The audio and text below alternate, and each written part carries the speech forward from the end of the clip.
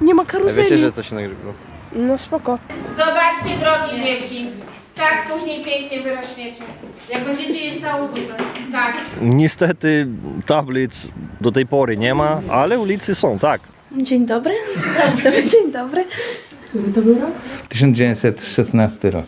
Wow. To idziemy. Raz, dwa, trzy.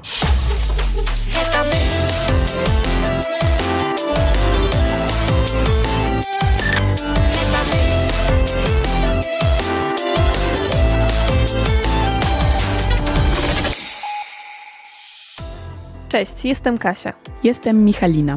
Jestem Michał. Rozpoczynamy nowy projekt Hetamy to my. Razem z kolegami i koleżankami z Bielska Podlaskiego i Hajnówki tworzymy serię podcastów.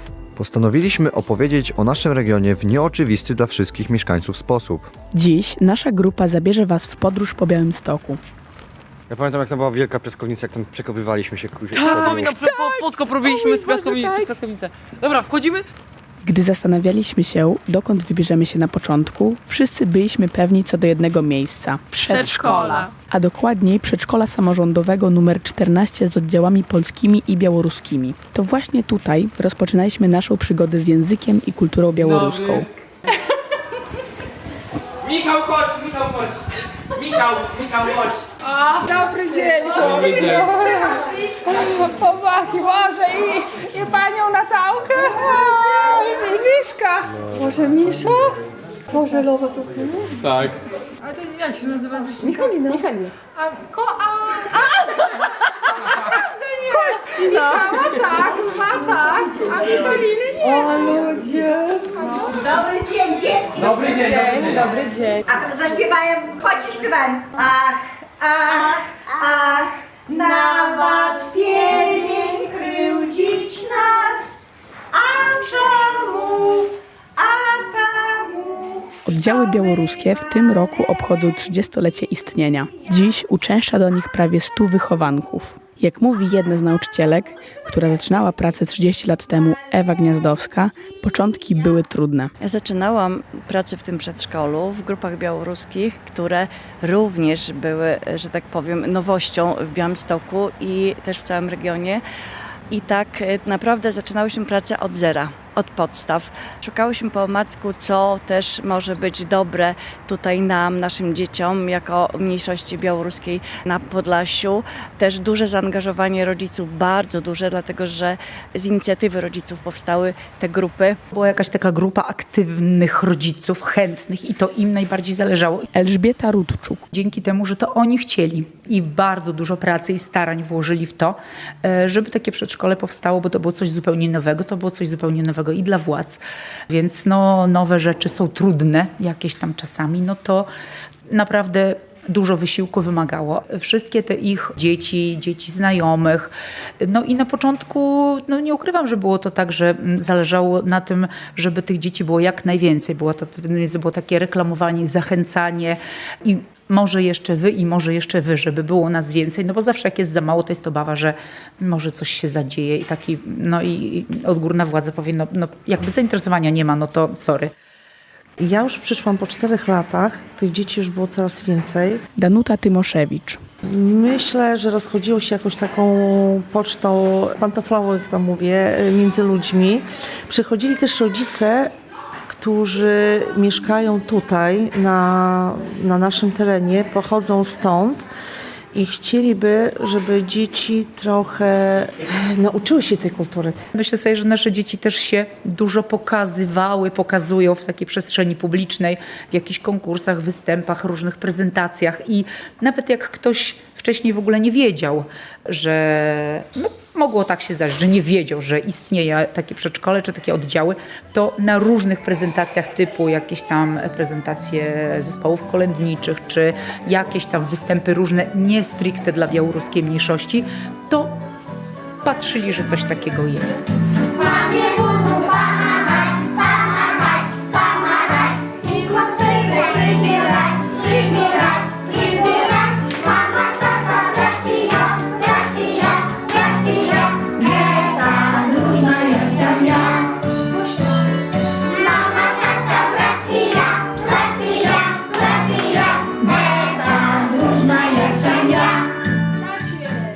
piosenki, jakieś elementy obrzędowe przy okazji takiego roku pracy rocznej, tak jak teraz robimy, czy jakieś warsztaty, robienie ręczników, malowanie ręczników, czy jakieś ozdoby świąteczne nawiązujące do tej kultury, wiersze, no i codzienne jakieś pojedyncze zwroty lub też na tej zasadzie, jak jest tematyka, no to słowo polskie, słowo białoruskie, tak, żeby mniej więcej taka była nauka, jak w języku białoruskim, jak w języku polskim to brzmi.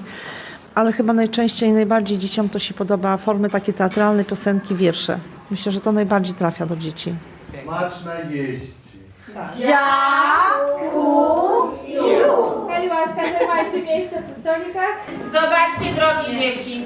Tak później pięknie wyrośniecie. Jak będziecie jeść całą zupę. Tak. Nie drugie danie. My też nie wierzyliśmy, ale Jedliśmy i tacy wyszliśmy. No i też nie wierzyli. Dobrze Michał mówi, też nie wierzył. No właśnie.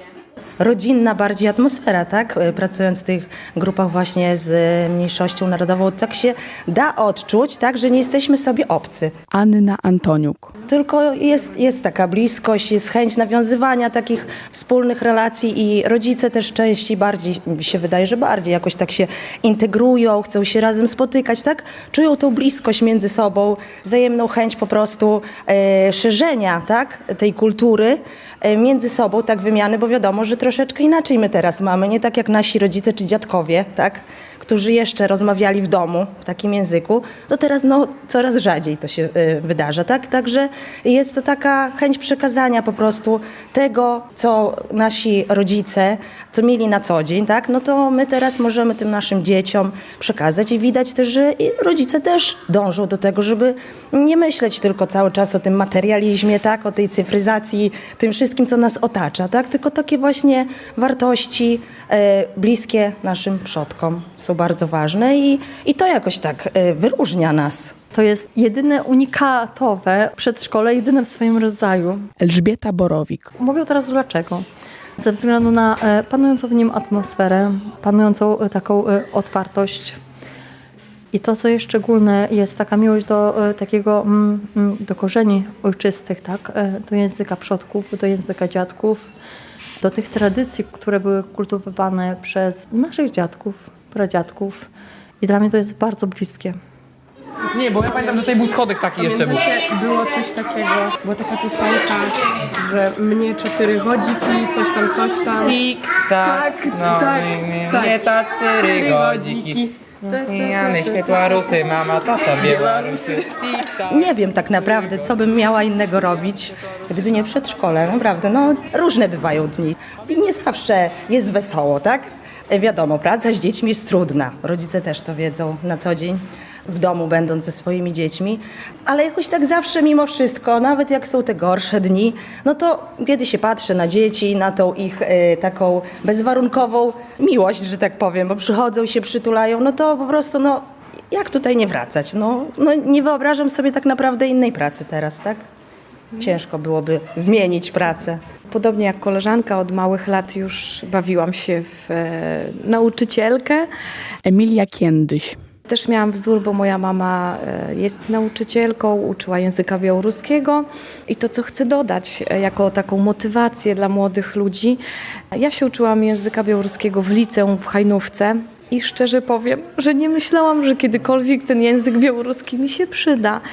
A skończyłam studia i złożyłam CV właśnie do tego przedszkola i zostałam przyjęta. Myślę, że język białoruski bardzo mi w tym pomógł, także nie poddawajcie się, uczcie się, bo warto naprawdę, życie zaskakuje. Ja miałam tak samo, myślę, po co mi ten białoruski zawsze było, a tu proszę, jak się te losy nasze pokierowały, że naprawdę, przydał się jednak bardzo. Warto.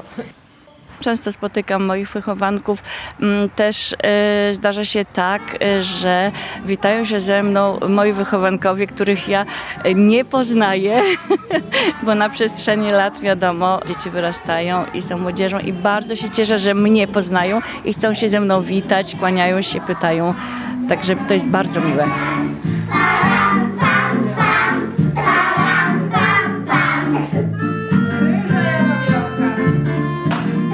Faktycznie, przedszkole bardzo pasuje do naszej opowieści.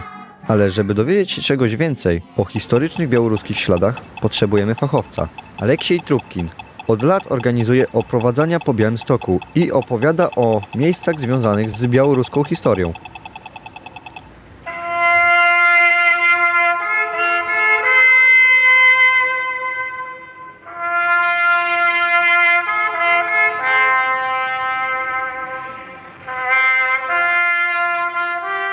W 2017 roku została zrobiona mapa śladów białoruskich i można dostać w punkcie turystycznym. I już coś jest na ten temat. Można z każdego okresu coś tam wyłapać. Wiadomo, że najwięcej może tej informacji i tego wszystkiego już z XX wieku. Z wiadomych przyczyn, że dopiero wtedy powstał ruch białoruski jako białoruski, jeśli nie liczyć tam okresu Wielkiego Księstwa Litewskiego, które jest, powiedzmy, taką historyczną krainą Białorusinów, Litwinów i Ukraińców. Także jakby może Wielkie Księstwo Litewskie to tak trochę za daleko, chociaż też można z tego okresu coś tam wyłapać, ale jasna sprawa, że mniej miejsc można zlokalizować. Często w tych miejscach już nie zostało nic tak naprawdę. Czasami to już pustki, teren już inaczej gdzieś tam wygląda. Także można powiedzieć, że o tu czy tam coś tam było, jakaś tam siedziba, tam jakieś organizacje białoruskie w okresie międzywojennym, czy coś tam się działo. Przyczyn było kilka. Pierwsza, druga wojna światowa i zostało bardzo mało takich miejsc. Ja myślę, że możemy się przejść i zobaczyć, mogę pokazać kilka miejsc właśnie takich może najciekawszych i pokazać zdjęcie właśnie z tego okresu.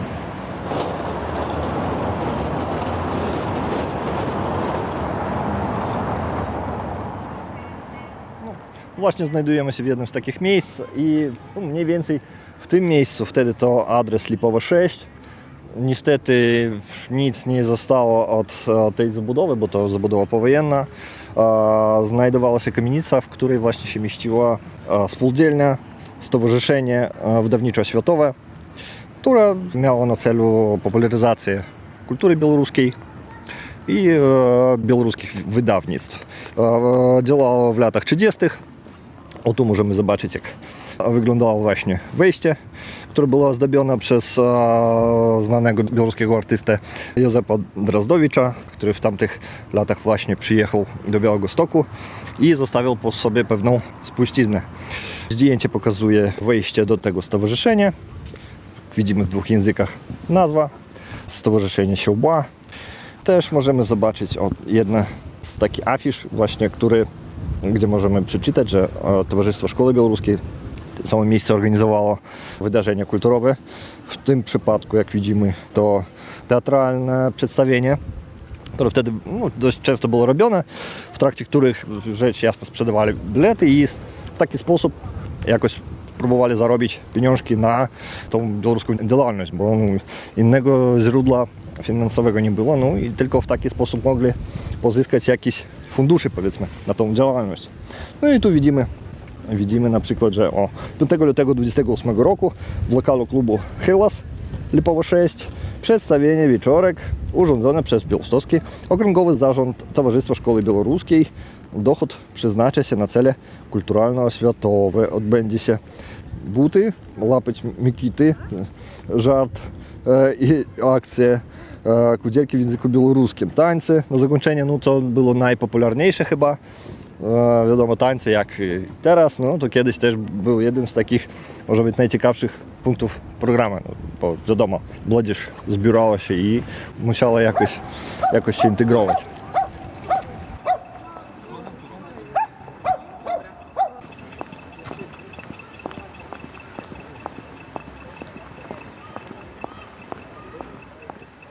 Znajdujemy się na ulicy Malmeda, w okresie międzywojennym ulica Kupiecka, która była zabudowana kamienicami i w jednej z tych kamienic, niestety od których nie zostało śladu w tej chwili, znajdowała się jedna z organizacji, która działała najdłużej. To Towarzystwo Szkoły Białoruskiej, okręgowa siedziba tej organizacji, która działała na terenie całej zachodniej Białorusi, czy wschodniej Polski. W okresie międzywojennym akurat w jednej z tych kamienic pod adresem Kupiecka 44, która była mniej więcej gdzieś, nawet teraz to ciężko powiedzieć, Prawdopodobnie może być, że nawet na tym odcinku pomiędzy rzeką, a właśnie tym budynkiem, gdzie w tej chwili przechodzi Aleja Piłsudskiego, jeżdżą samochody. Ulica ta przychodziła tak samo jak w tej chwili i przychodziło w tamtą stronę i właśnie gdzieś tu się znajdowała ta kamienica. No i ciekawa organizacja tym, że działała ona od końca lat 20. do połowy lat 30. To chyba najdłużej działająca organizacja w okresie międzywojennym w Białymstoku. No i tu możemy zobaczyć kilka zdjęć właśnie z tych zebrań tej organizacji, która miała na celu popularyzację białoruskiej kultury, białoruskiego języka, rozpowszechnienie, utworzenie szkół, z czym no, tak naprawdę był problem w tamtym okresie z przyczyn politycznych. Też no, próbowali działać we wszystkich kierunkach. No, tu możemy zobaczyć zdjęcie grupowe zebrań tej organizacji. Skwer Tamary Solaniewicz jest od razu po przeciwnej stronie. Uważam, że to jest bardzo symboliczne. I tu akurat jeśli trochę wrócimy, w tej chwili znajduje się redakcja gazety Niwa. No, też uważam, że to bardzo symbolicznie. Także to jest takich jedno z ciekawszych miejsc związane z białoruską historią Białegostoku okresu międzywojennego.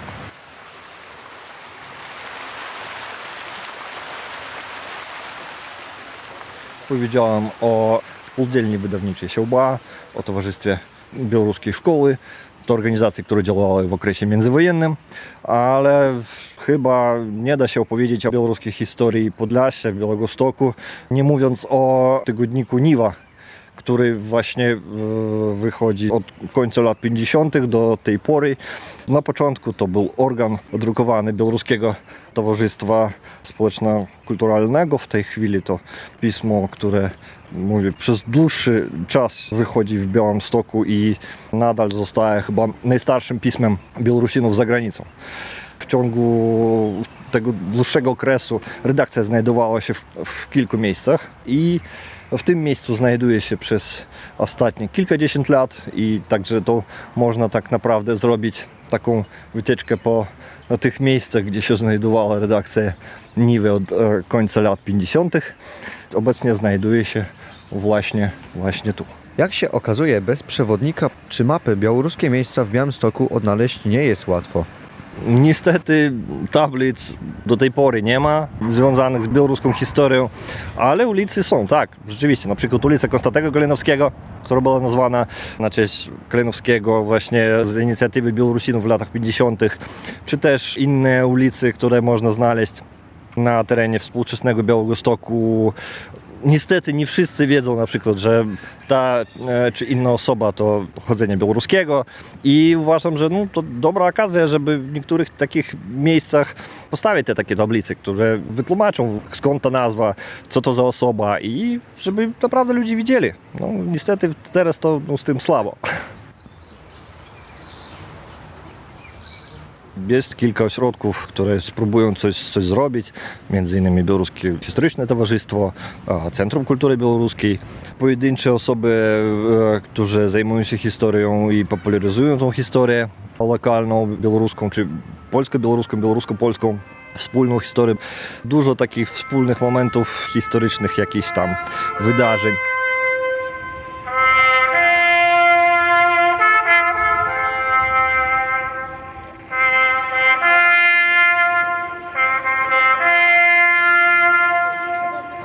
Dzięki Aleksiejowi Trubkinowi uzyskaliśmy kolejny trop. Tuż przy rynku Kościuszki od 2 lat działa nowa instytucja – Centrum Kultury Białoruskiej w Białymstoku, w którym dyrektorem jest Anatol Wap, a zastępcą dyrektora jest Ilona Karpiuk.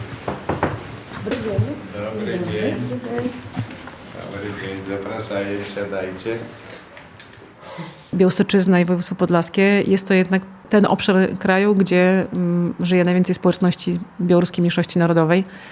To też ten obszar kraju, gdzie żyje też duże skupisko społeczności prawosławnej. Te dwie tożsamości najczęściej się spotykają, prawosławna i białoruska w tej części naszego regionu.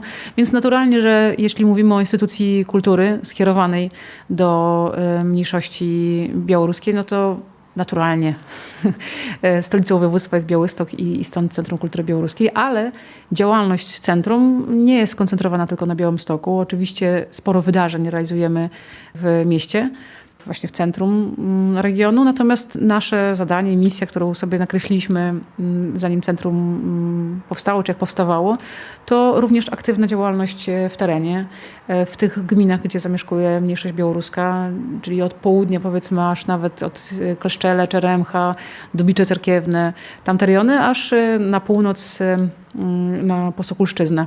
No jest to dość szeroki obszar działań, na którym się koncentruje nasze centrum. Istotą działalności Centrum Kultury Białoruskiej jest współpraca. Współpraca z samorządami terytorialnymi na terenie tych gmin, gdzie mieszka mniejszość białoruska i współpraca z organizacjami białoruskimi. Ponieważ większość przedsięwzięć z zakresu kultury i tak organizują czy też samorządy, czy to organizacje białoruskie. Może brakuje im środków finansowych, może brakuje im sprzętu, profesjonalizmu odrobinę i tu jest szerokie pole do współpracy. I nie ma powodu, żeby Centrum Kultury Białoruskiej zastępowało organizacje pozarządowe, czy też robiło jakąś konkurencję. Znacznie lepiej jest razem coś zrobić i to można też uznać za cykliczną działalność. Też ważne, i to też robimy, współpracujemy z instytucjami, organizacjami też polskimi, bo chodzi o to, żeby pokazać naszą kulturę, żeby Polacy też ją znali, wiedzieli, że taka kultura jest, że jest mniejszość narodowa, a też robimy to z instytucjami polskimi, ponieważ często to wspólne dziedzictwo trudno jest podzielić, co jest polskie, co białoruskie, po prostu jest wspólne. Jednym z głównych projektów dziś jest opracowanie archiwum materiałów podlaskiego folklorysty Stefana Kopy. Pracujemy aktualnie nad udostępnieniem archiwum Stefana Kopy, bo w perspektywie chcemy, żeby została uruchomiona strona internetowa z nagraniami, z opowieściami o działalności zespołów, o historiach miejscowości, których były nagrywane pieśni, czy w ogóle robione zapisy przez Stefana Kopę. To był zaczątek i jest to część szerszej koncepcji, szerszego planu, który nazywamy w ogóle Archiwum Białoruskim. Archiwum Białoruskie, ja może tutaj dyrektor dołoży kilka słów o tym, czym jest Archiwum Białoruskie. Archiwum Białoruskie to postanowiliśmy je utworzyć i to jednych z ważniejszych celów było Centrum Kultury Białoruskiej, ponieważ żadna z białoruskich organizacji nie mogła czegoś takiego zrobić, ponieważ tu są potrzebne systematyczne działania nad gromadzeniem, opracowaniem zbiorów prowadzone przez wiele lat i systematycznie, niezależnie od jakichś grantów i tak dalej. Więc mogła to tylko zrobić instytucja kultury. I od Archiwum Kopy zaczęło się Archiwum Białoruskie. Po prostu dowiedzieliśmy się, że rodzina Stefana Kopy jest skłonna powierzyć nam spuściznę, to co Stefan Kopa zebrał na terenie całego naszego województwa, tradycję muzyczną, śpiewaczą Białorusinów i trafiła do nas w lutym ubiegłego roku, czyli niecałe 2 miesiące działalności, a później zaczęliśmy już systematycznie gromadzić, kupujemy, otrzymujemy w darze zbiory. Teraz liczą one prawie 4000 już w tej chwili. To są zdjęcia, pocztówki, dokumenty, mapy, druki ulotne, druki życia codziennego, czyli to, co dokumentuje życie społeczności mniejszości białoruskiej w Polsce, ale też gromadzimy wszystko to, co dotyczy narodu białoruskiego, bo przecież jesteśmy częścią narodu polskiego i tak samo białoruskiego. Więc gromadzimy to, co dotyczy Białorusinów na całym świecie, nie tylko Białorusi, ale również w Stanach Zjednoczonych, Australii, na zachodzie Europy. A czy możemy zobaczyć, co znajduje się w tym archiwum? Tak, myślę, że możemy przejść tutaj obok i pokażemy Wam przynajmniej w niewielkim zakresie, ale jednak o czym mówiliśmy. Dobry dzień. Takie warunki, jakie mamy po prostu. Więc mamy Kasia, która od niedawna pracuje u nas właśnie w archiwum. Może ona Wam tylko słowo powie. Dzień dobry. Dzień dobry. Dobrze, właśnie teraz pracuję nad archiwum. Tutaj są zdjęcia z albumu, na przykład Sergiusza Pietraszkiewicza, to księdza z Sokółki. I tutaj właśnie pracuję nad opisaniem tych zdjęć z lat 70. Tak, właśnie to ślub to jest Sergiusz Pietraszkiewicz. Tak, no tutaj też jest te zdjęcia z naszego archiwum. Na początku XX wieku powstało w Petersburgu pierwsze białoruskie wydawnictwo, które wydawało m.in. pocztówki. To jedna z tych 20 kilku pocztówek, które to wydawnictwo wydało, najczęściej z postaciami literatury białoruskiej, kultury, też trochę z historii, często właśnie z wierszami. Zaglanie sądzę nasze wakonca. To jest fotografia z frontu rosyjsko-niemieckiego, 1916 rok. To gdzieś na tyłach pozycji niemieckiej. To jest północna Białoruś w rejonie wsi Karaczy. A tu jeszcze może wam pokażę takie fajne zdjęcie.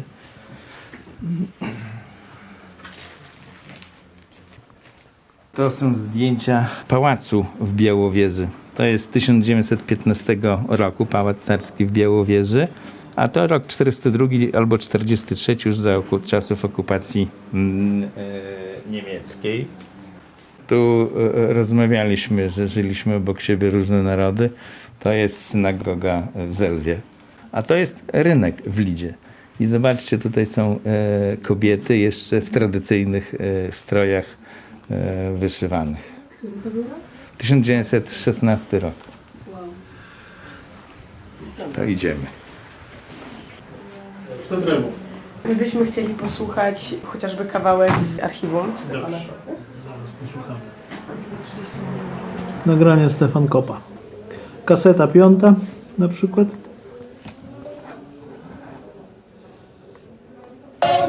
Ходім до дівчини, козак молоденький, ходім до дівчини, козак молоденький. Cóż, wyszło trochę historycznie i sentymentalnie, ale w zasadzie miejsc białoruskich w Białymstoku jest niemało. 2 szkoły, wiele organizacji, a język białoruski można usłyszeć w lokalnych mediach. Moglibyśmy opowiadać do rana, ale niestety nasz czas już się kończy. Zapraszamy na kolejny odcinek za tydzień. Śledźcie nas na naszych mediach społecznościowych. Zachęcamy do bycia na bieżąco. Michalina. Michał. Kasia. Bez odbioru. Ten podcast powstał w ramach projektu Warsztaty Tworzenia Podcastów Geta My, Stowarzyszenie na Rzecz Dzieci i Młodzieży uczącej się języka białoruskiego ABBA w partnerstwie z Polskim Radiem Białystok. Projekt jest finansowany ze środków Ministerstwa Spraw Wewnętrznych i Administracji.